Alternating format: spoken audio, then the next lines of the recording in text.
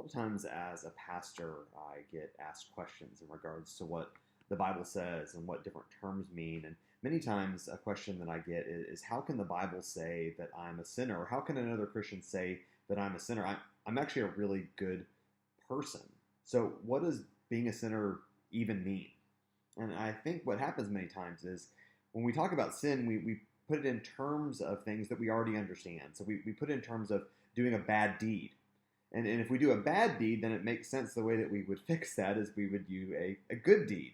And because we did our good deed, it would actually override our bad deed. So thus, at the end of the day, if we do more good deeds rather than bad deeds, then we're going to be okay. But it's actually a misunderstanding of what sin even is. And I think the reason why we have that misunderstanding of sin is because we don't actually really know who God is. If we understand who God is, then all of a sudden, sin makes sense of why we're even identified as sinners. See, God is holy.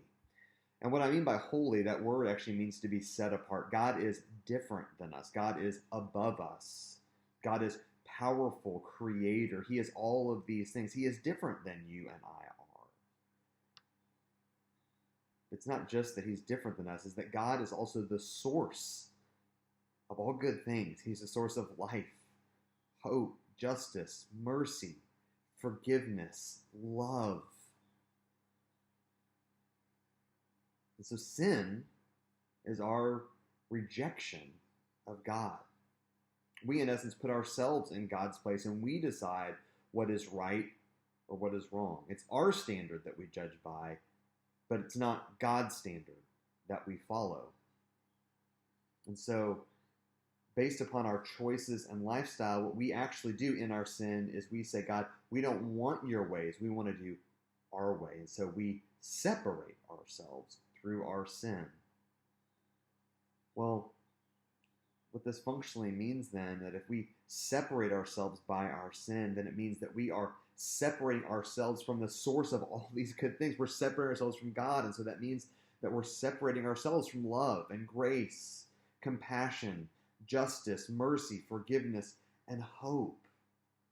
Sin isn't just a bad deed. Sin is a destructive thing that destroys our relationship with God and with others.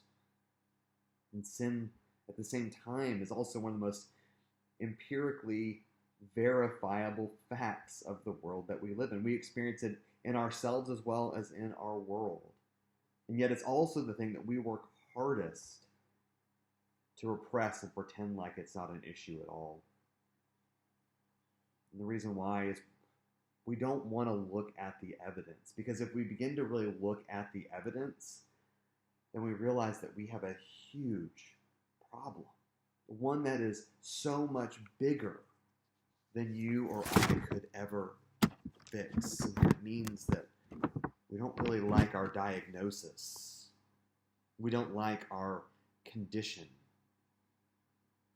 Because it means that because of our sin, we have a broken relationship with God. It's not something that we can fix.